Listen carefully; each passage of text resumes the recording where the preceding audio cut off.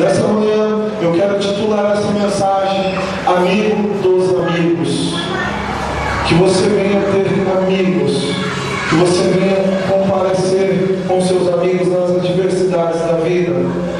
E como eu digo, amigo dos amigos, você tem Jesus Cristo. Ainda que todos te abandonem, Ele nunca te abandonou e nunca vai te abandonar. Quero que os amados irmãos nessa manhã abram as vossas Bíblias no livro, capítulo 2 do Evangelho de Marcos. Amém? E diz assim: e alguns dias depois entrou outra vez em Cafarnaum. E soubendo que eu estava em casa, e logo ajuntaram tantos, que nem antes, ainda nos lugares junto à porta, eles cabiam, e anunciavam-lhe a palavra, e vieram ter com ele, conduzindo um paralítico, trazido por quatro. Repita comigo, por quatro. Mais alto, você pode fazer melhor, por quatro. Glória a Deus.